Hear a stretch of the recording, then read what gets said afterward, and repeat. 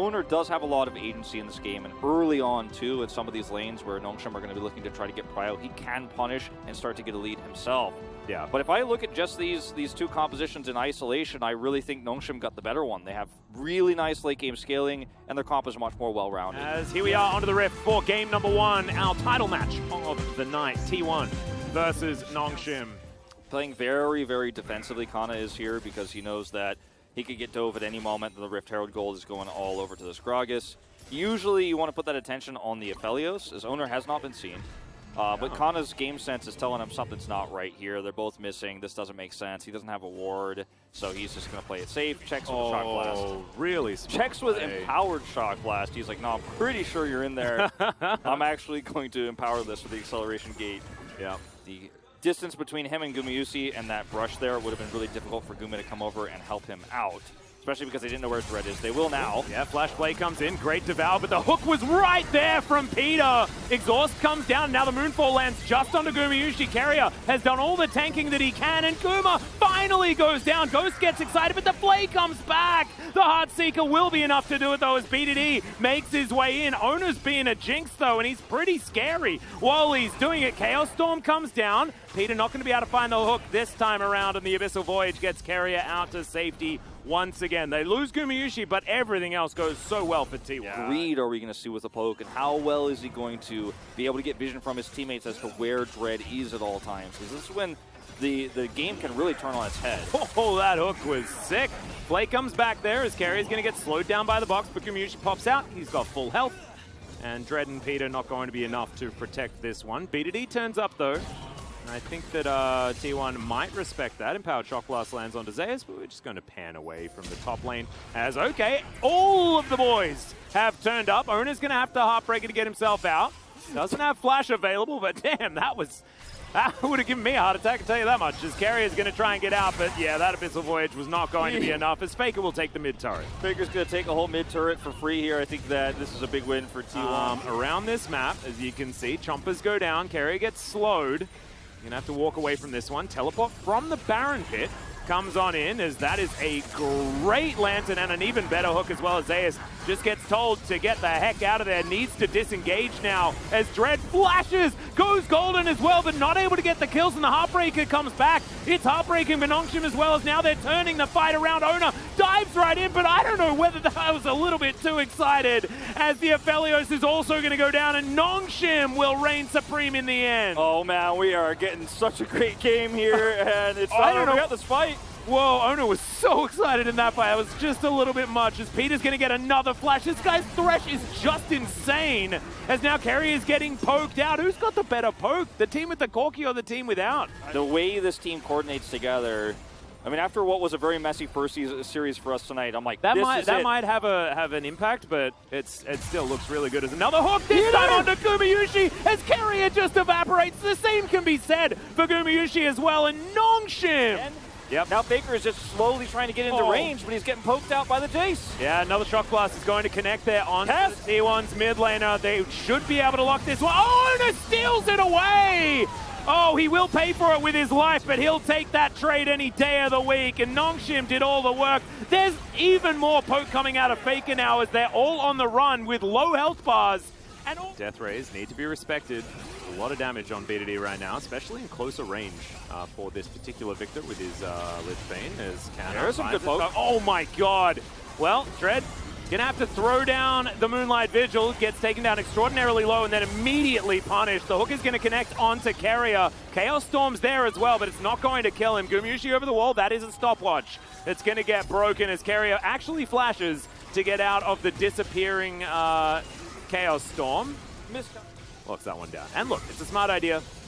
We'll slow down the Infinity Edge just a little bit, as he's just sitting on a crit cloak right now. And if you can avoid the rockets, like just before, actually, honestly, a lot of those rockets were hurting a bit more than that one, as Faker takes a lot of damage, has to Valkyrie out, Super Mega Death Rocket. Yeah, that's listing lazily to the right. Zap coming on down as Faker gives us a thumbs up. He's waiting so he can maximize package value. Yeah. Exactly. Got to get that package value as much as possible. As T1 are just going to be able to get themselves a Cloud Soul, but Nongshim they watched DRX versus Rundong Freaks, and they knew that Cloud Souls equal a loss. And speaking of which, they are going to get Prio on this Baron after getting the objective free. This is it, Dread. Are we going to see the big ult, or are you just going to slowly lose the game? That's the real question. There's no control ward here on this Baron either. As you can see, Nongshim, they know exactly what's happening, but Dread has to get into position if they want this. The third Baron comes down, and Nongshim do nothing about it, like T1 does. And so Faker will get up here, does have 2 siege minions as well, as BDD turns up.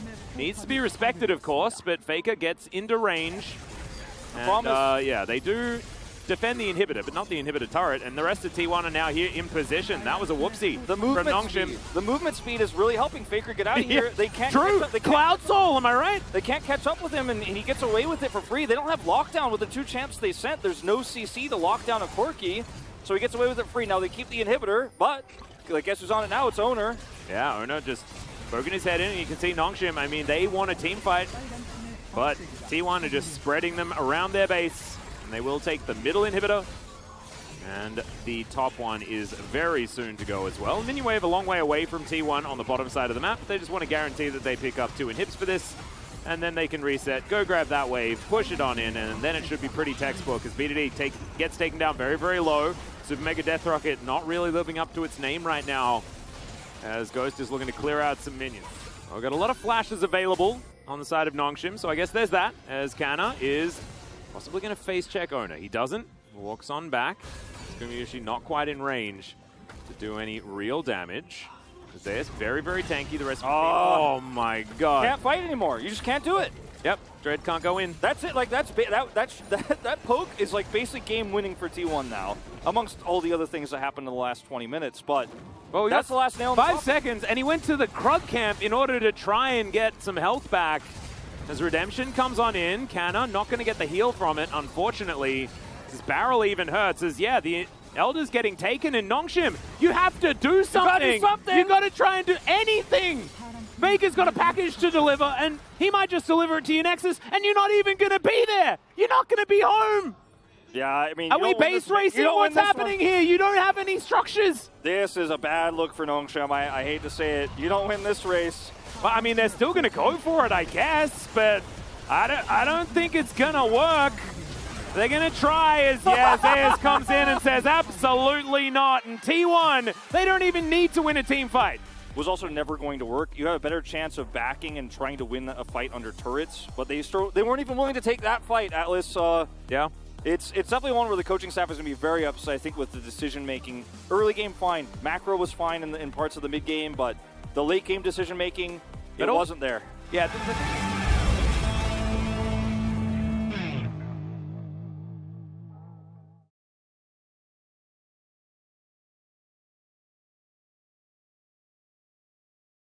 I have to say, I think this is a huge draft gap for T1. I think they are in full control of this game. They have the better late-game scaling. They have a champion set that's very difficult to punish with the Twisted Fate. I think Twisted Fate may end up being one of these trap card picks here in the LCK, because a lot of people are picking it up early. And bottom side of the map, and the Victor on Faker in the mid lane, and it's just a bit of a blast from the past. Just something to point out. Dread wrapping around here. Owner is going to be discovered. There's the Destiny as BDD does find the gold card onto Carrier. No flash, remember, as there's the flash in. Dread is going to pick up the kill, but they trade back immediately. Level 5 only, still for the Lee Sin. It's just really clean stuff. Owner going to look for this Rift Scuttler as well as BDD with a gold card. Okay, Gravity Field comes through as Faker. Just a few love taps there onto BDD. Nothing too much more as Dread doesn't find himself this one, but Zeus going to face check. And there's the Destiny. This is what we want. Some proactive play from Nongshim. There's the kick. Perfect execution comes through as well, and that gets Kana out of range as Super Mega Death Rocket will do a little bit of work there, but not quite enough as T1 now want to trade some plates in this mid lane just so they don't fall behind. Yes, they lose Zeus, because they need to start asserting their dominance with this composition. Zeus hiding around the wall. BDD definitely playing with a lot of respect. Teleporter going to be utilized here as Kana makes his way over. And there is the destiny now, as it is going to be secured by Dread, and now Canna getting into the back line. This is a lot of damage. Final chapter doing a lot of work as Faker is taken down immediately. The gravity field did a fair bit of work, but Carrier is left on his own. BDD tries to flash his way out as Zeus down to half health, now diving back in. The needlework doesn't quite work though, as that is a double kill for Canna. Dread looking for Owner as well, and he should get it. It's Gumayusi just getting ignored, and the rest of his team is torn apart. Canna wanting a little bit more. Wanted to pick up that kill onto his ex-teammate as he finds the 5-point strike, and I don't think you're safe underneath this turret, Gumayusi, and he's absolutely not. The tanker Kali gets the work done, and surely will take down the outer turret. Dread gonna have to get out of here. T1 putting on some pressure. Dread going to land the Q, but it's picked up by Owner, so he has nowhere to go now. Canna turns up now as well. Ults right in and gets right out again. That was so clean. I mean, look at his items. You're 3-0 and 3 on the Akali now, and you look for any opportunity you can get. 4-0 and 3, excuse me. It was 3 before that. Yep, as Canna's going to find Zeus here, or has Zeus found Canna is the question, as they're fighting over the Wolves. The rest of T1 are going to turn up faster, though, as the Cataclysm comes on through. Canna's going to get taken down as Ghost. Not enough damage right now, as BDD will trade it for this turret on the bottom side of the map. Canna finally punished, and that is a lot of shutdown gold going to T1. The macro play that they gained from this, though, is pretty massive, as T1 are just sticking to the mid lane. And uh-oh, Faker. Faker in trouble. There's the gold card. Everfrost there as well, and that is all too easy. This is how you play the Twisted Fate. As Zeus is teleported in, it's another gold card, and it's free for BDD. Not the T1 right call. are looking to try and trade this with the inner turret in the mid lane, but it's going to be a race, and Destiny is available. They haven't pulled the trigger just yet as Dread gets in, kicks out the jungler, but Owner gets back in. He flashes, picks up the Baron. No one takes the Baron from this man as Dread is trying to escape, has a big old shield, and now Canna has finally got here. The jungler battle is going to be won by the man with the more friends, and now Canna is trying to delete all of these Barons. Carrier not going to be so lucky. Two of them looking to try and escape, but the curtains have been called. Dread gets forward. Zeus dives over, and he is immune. Thankfully manages to get the circle, but he's running in the wrong direction. Oh, is he actually a genius? Is the question. They have no idea where he has gone. Yeah, Zeus is eventually probably going to get tracked down here, but the biggest win is they delete most of those Barons from the steal there, the counter steal, if you will, because it was an attempt by Dread. The smite was almost perfect after Owner was kicked out, but he said no. Certainly has been done in the past, but not with a completely destroyed base. Gumayusi almost dead here as Dread trying to get into that backline. The curtains have been called, and T1, they have to respect it. The final chapter comes down as well. This Yuumi keeping them all in position while their inhibitor is taken once again. Super Mega Death Rocket to do some damage onto Canna, but he's not too worried about it as now Ghost has been engaged on. Just do that. As Dread taking a few autos here from Gumayusi. As the wildcards come down, slowed up there. Hextech Soul helping out as Canna is on the bottom side of the map. Deadly Flourish tries to soften up the members of T1, but there is no real poke this time around. No Corkies in this game as Baron is up in 3 seconds time, and Nongshim not in position. Yeah, no teleport for Kana. He's going to walk all the way here. Yeah. They're going to use the Hextech Gate. Yeah, Teleporter is going to come down as T1 know that they want to turn this one. Dread tries to get into the backline. There's the final chapter, and it's a great gold card that lands. The Jinx already taken down as now Faker's in trouble as well. Chaos Storm trying to get that zoning in, but Canna finally turns up, and the Victor cannot do anything. The backflips are coming through. All of the 5-point strikes, and you can tell this is so cathartic for the former T1 player as Nongshim are now flashing in the jungle, and they will pick up the win in Game 2. Incredible execution of this comp. It feels like we've talked a lot about how tempo-based comps need to get ahead. They need to get those advantages, but it so very rarely happens in this scaling meta, especially in a slow region like the LCK. But Nongshim are the first team to pull it off with flying colors, make that first pick Twisted Fate work swimmingly here. Oh, yeah. And it was off of 2 Hextech Gate teleports. They won those major fights. And I didn't trust in that first pick, Twisted Fate. I even said I don't think either of these teams will pick it up early. They'll wait and see what they can get first. But no, they said, I'm picking this first. We're building a comp around it. They built that composition, and they...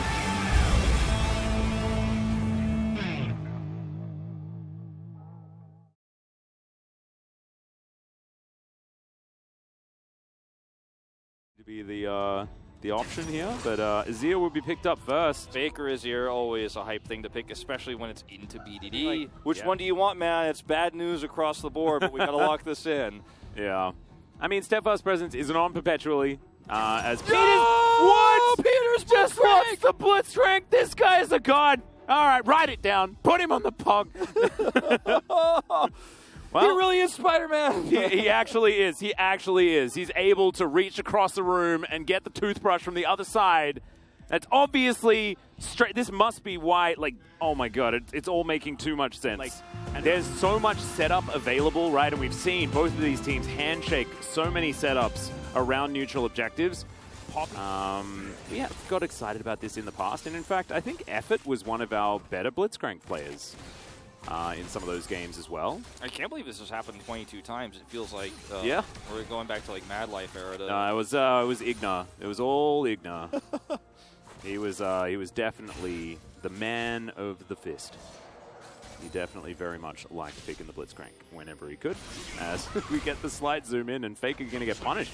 Yeah, picking up that cannon minion. BDD in position here is that is 2 autos away from dead. Oh, that's the rocket grab we were looking for. Stands on the lantern as well as Gumayusi tries to walk back to it, and that is first blood to Ghost. Peter, write it down, Wolf. Write it down. unseen Poppy on the top side of the map. And Carrier is doing that classic solo queue thing as he's lost someone on the bottom side of the map. He's going to roam mid, and they pick up the kill. It's beautifully done. Faker grabs that one for himself. Dread was on the top side of the map, and Zeus is able to get out with his flash intact. Yep, as there's some acceleration gate action happening here as Dread picks up his buckler, and Zeus going to have to flash, and now he's just trying to stay away from that wall. Can't fight back if the turret is going to hit him, and it is going to go down. Dread going to flash as well. It's a bit messy, and they go 1 for 1, and you'll take that as Zeus, because he can just teleport straight back. Because now it feels that way, because now the problem with this plan is, yes, Gumayusi is going to get more experience, but he is under threat. Dread is coming in looking for this kill. Yeah. Easy hook follow-up. Yep. So Ghost says, wait, give me the kill, please.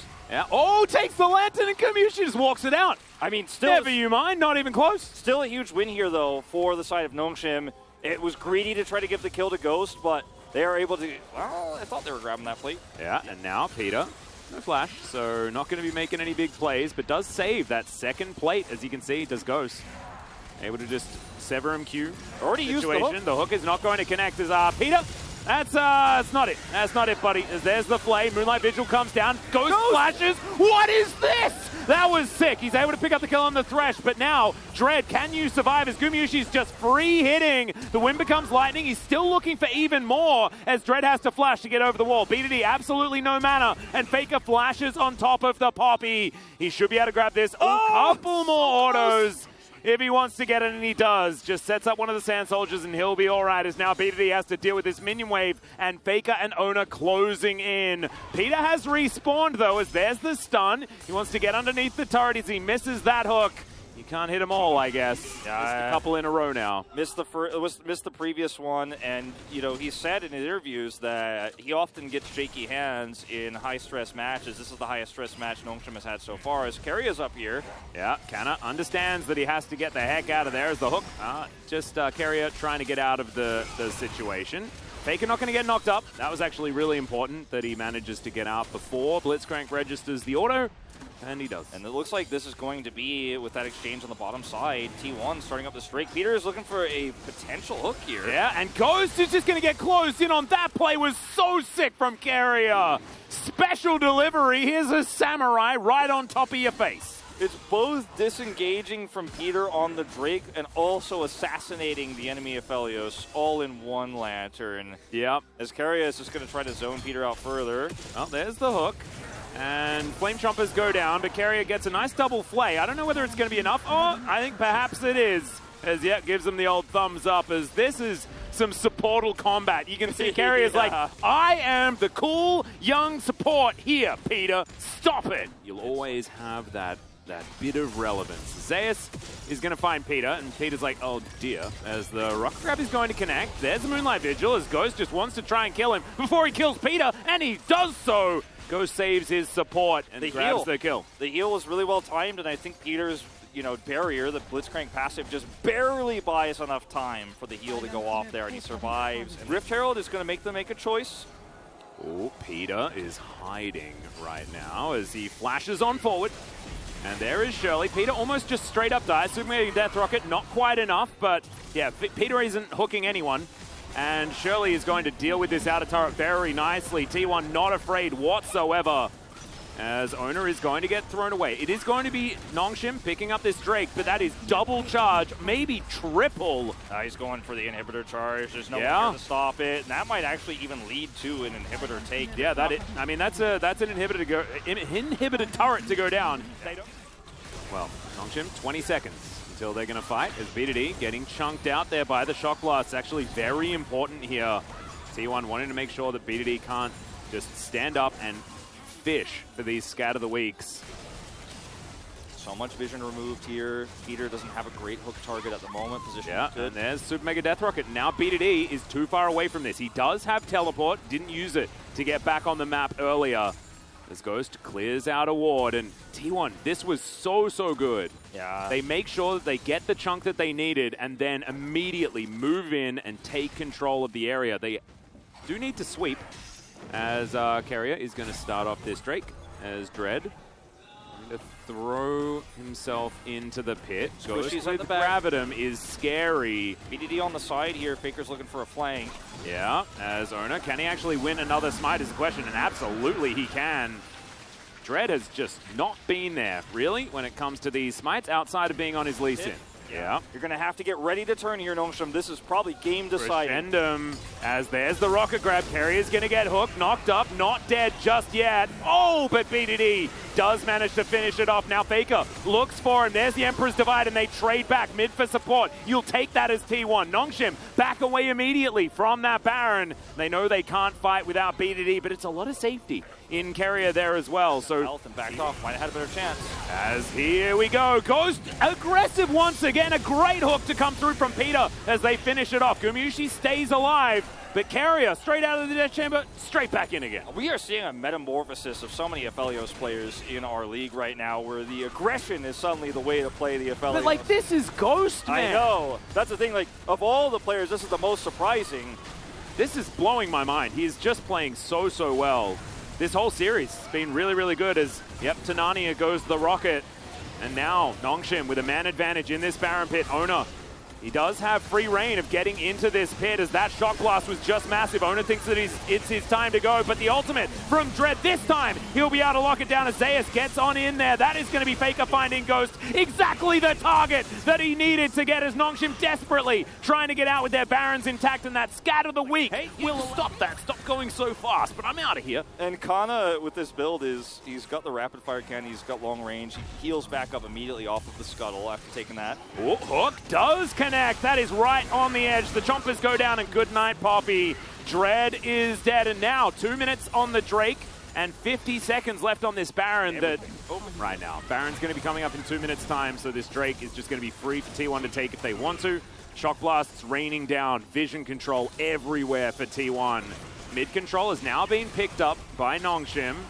As, okay, Calibrum doing a bit of work there onto Faker. Ghost is a huge target, and Owner is off on the side. The flank angle is fantastic. Dread tanks up the rocket. They're trying to avoid this poke damage, and Jinx, just regular auto attacks are poke, as now Ghost is going to try to get pushed back to the rest of the team. The heroic charge comes down as Peter just straight up dies, and now Owner dives on top of the Aphelios. There is nothing he can do, and T1 have taken over. BDD off on the back end of this fight as Scat of the Week will connect. That grabs themselves the Guardian Angel, and now Faker dives into the backline, but will be taken down by a perfectly timed Dark Spear, and now a teleport to get BDD to safety. Carrier spots him, but he will get back towards this base as Gumayusi was pushing. Dread now in no man's land once again. Already used his ult. Yeah, I don't think we're Hex flashing out of this one either, and Zayas is going to be able to pick up that kill, and it looks like It will just be Mountain Soul that T1 collect for themselves.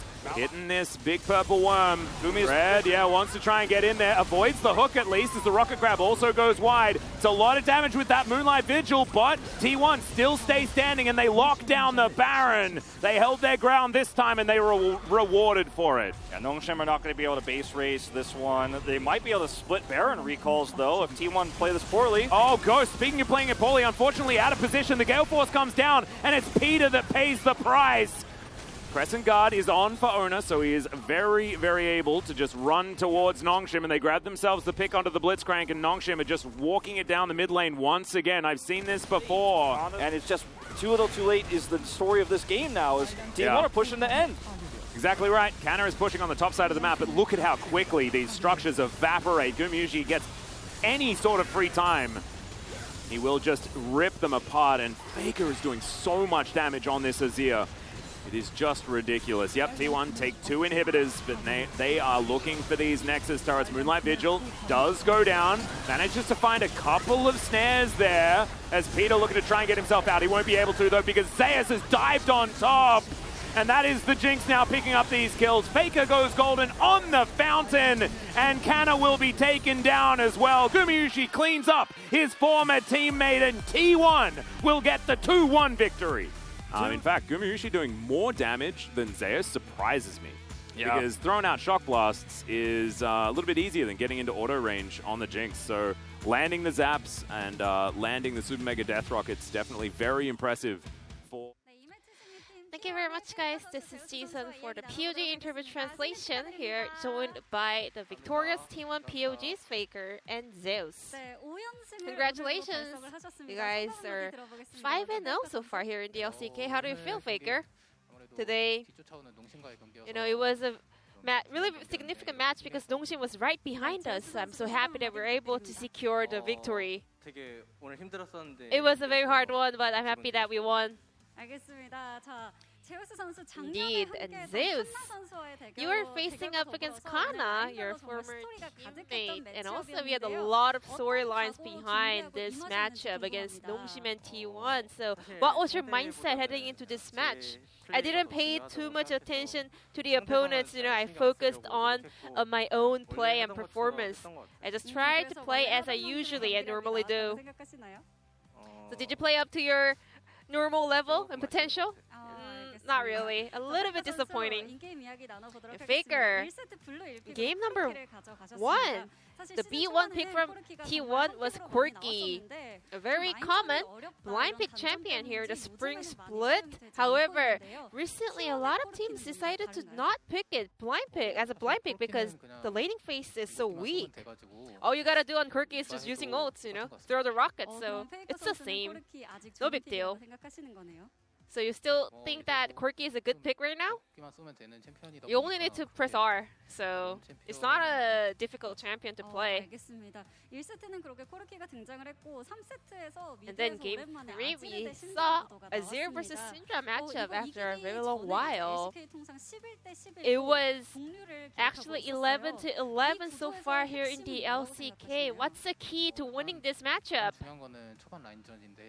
Early laning phase is the most important thing, but I actually got hit by Q so many times in the early on, so it was heartbreaking. And Zeus, we had the cutest matchup not on the bottom lane, especially between the supports, Peter versus Kyria, and then Peter showed his Blitzcrank as a counter into Thresh. Did you see that coming? I didn't, and everyone else didn't, so we were all surprised. So what was your first impression on the opponent's comp? I got hooked so many times in the previous game, so I was so scared. But I'm so happy and relieved that we were able to win. And Poke was the key to T1's success in Game 3, and your Jace was the centerpiece of their comp. What do you think of the top lane matchup?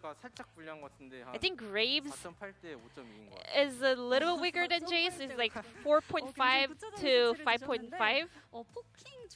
very specific numbers in terms of the laning phase matchup. And tell us about the comp in general as well.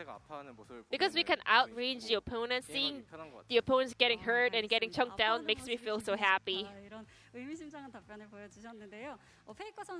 Then back to Faker.